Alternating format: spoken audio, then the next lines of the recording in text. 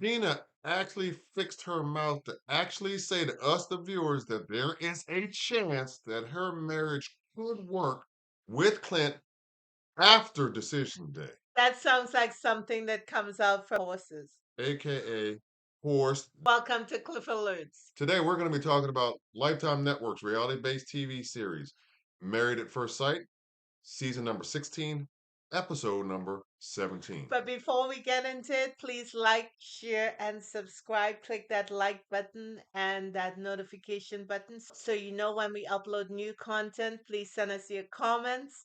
And we thank you and appreciate you for helping us grow this channel. So let's get into it. We see Miss Gina.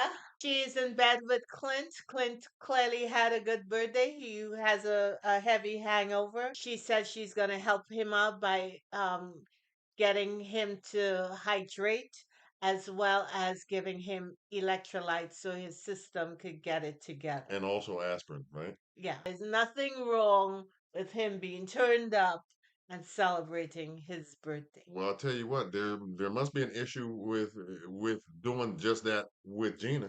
Yeah, who knew? So they go to a lumberjack feud show. Lumberjack Feud is an activity place where you participate in lumberjacking sporting activities. Yeah, so Okay, they have axe throwing. yeah, pole climbing. They showed how to do this pole Yeah, climbing right, because that's one of the things that they would participate in. right. Hmm. And Gina went up the pole with I believe it was Jasmine Yes, because because yeah, yeah, Clint was really hungover. He couldn't deal with that height feeling the way he did. yeah. He was going to leave all kinds of stuff on that pole Right. if he had gone up there. He was not in position to do that. He was still a little woozy, a little wobbly, So a little off balance. later on they split the group up and Clint went with Nicole, Jasmine, and Shaq. Hmm. And Gina, she was aligned with Kristen and Chris. So they're talking about their relationships. And Gina said that She's not one to complain. She normally goes along with the flow, yeah, she go uh, along to get and along. doesn't like to point out small No, things. she doesn't. No, no. But She thought, and I'm paraphrasing here, that it was kind of embarrassing in terms of the way that her husband Clint behaved on his birthday, and that if you're in a marital relationship where your spouse does that, that it's not a good look, and your spouse doesn't really want to deal with that. she says, who wants that? This type of like faux uppity remark pissed me off to no end. Not only that, is she saying he got a problem with the drink, or does everything that is Clint embarrasses Right, her? and irritate her, Yeah. or kind of annoy her to the point where it just really solidifies the decision she's already made about not wanting to be married to this guy. I was surprised the way she turned. It's like she's almost creating an excuse. I'm not surprised she found the courage to say something as condescending and as rude as that about somebody who is making an effort when she's not. Well, that's the focus. She got to now create a scenario, A right? Why narrative, she would say no, right? Exactly. because we know that's coming. Despite what we as viewers are seeing from her, that totally contradicts what's coming out of her mouth. They're on the balcony, Right. and she comes out and she's talking about one of her stylists, Julia, Texted her. had some upset text and then told her that she was gone. And Miss Gina was so upset. She said she poured so much into her, and Clint with the nonsense. Oh, you showed her this and you showed her that. For a My year question is this: isn't that what she's supposed to do? as a business owner. Whose business is it? Right. Isn't she supposed to train her people at a high level so that when they experience a customer, the customer leaves out better than they came in? Isn't that what she's supposed to do? And not only that too, I, but I don't get why she's so broke down because she feels she poured stuff in. That's what she's required to do. as a business owner, Secondly, she said this Julia was her friend. no, she Why having can't she encourage it or be a mentor to someone who worked under her, who she trained, and is now able to go off and create some sort of business model for herself and succeed at it. Why is that a lamentation? Oh, woe is me, I'm undone. Why is that happening? You know why? Because she's so self-centered on herself. She is so, the register is just right here. That's where she stays. She can't give bless Julia with affirmations and hey girl, go out there. It's gonna be difficult, but I'm here for you. If you Yeah, need anything, sad to see you come go, back. but want what's best for you. Well, why is that a problem? Maybe rectified Julia. Gina was salty that the young lady left, and she couldn't hide and or contain that, so she kind of tried to mask it. Yeah, and why is Clint joining her with this pity party that makes absolutely no sense? Focus is not on Clint or Listen, anybody else. they're sitting down and they're talking about what they expect from each other Right, because Jasmine and Eris brought these cards with right, them right. and they're participating in answering questions on this card. Gina wants her husband Clint to talk to her with the goal of her understanding, not with the objective of him having to explain what he meant by what he said. That sounds to me like she's being condescending. Isn't me?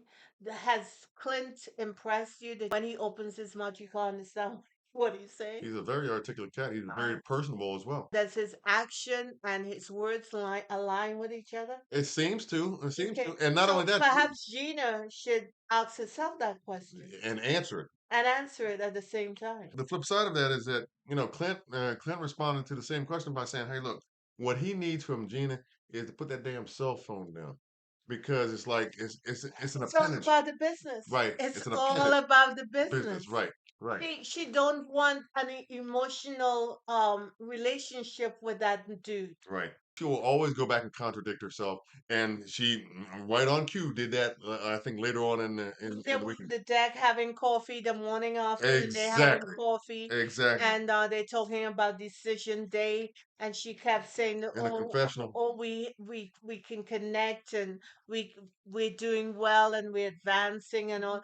It's bull pucky. Pucky, right? She says, as they move towards decision day, she feels like Clint has never built an attraction for her, and that he does not see her as someone To work he for. needs to impress, Uh-huh. work for, Uh-huh. fight for, Uh-huh. and or compliment.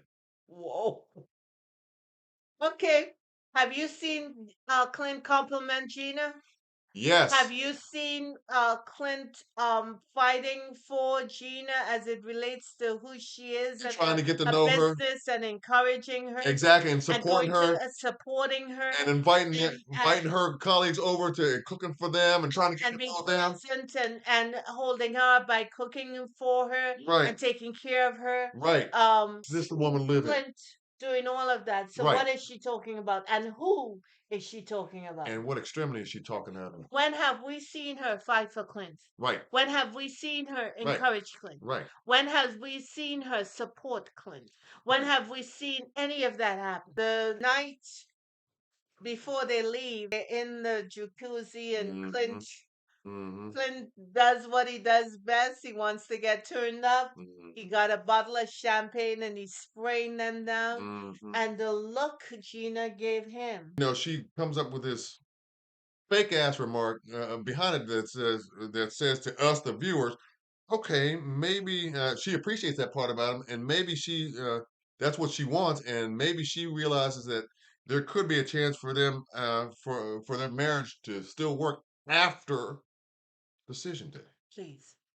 And I'm like, Gina need to go somewhere with that food, Gazy. right, And right, I'm not gonna say where, but right, you know what I'm talking about. right. And if that weren't, enough of the foolishness that came out of Gina, she actually had the audacity to make an observation based on, what happened with Dom and Mac.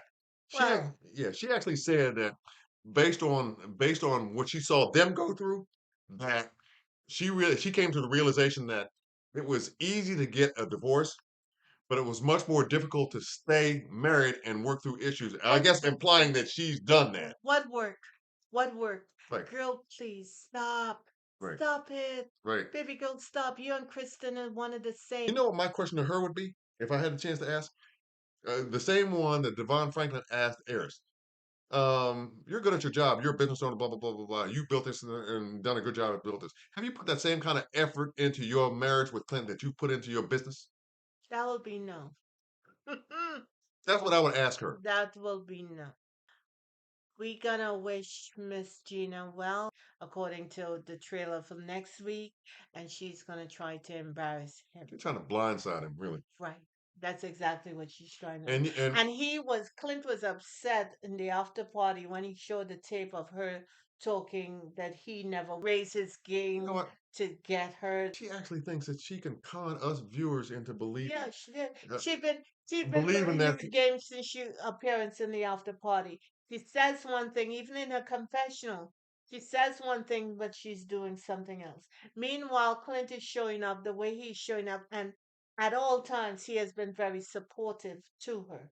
it seems like Gina has no clue what to do with a real guy. I say there are a lot of women out there who will be digging Clint, and I would think so too. I hope He he finds that person. his profile has been upgraded, and I hope he gets someone in the building where they live. He's been he's I been hope Missy Sue he said he's on the 42nd floor. I hope Missy Sue on Gina's floor where she is, who may be Gina's neighbor. She and Clint get together, and I hope Missy Sue has two dogs, not one. When Gina opens the door, Clint gets away and goes into Missy Sue's apartment.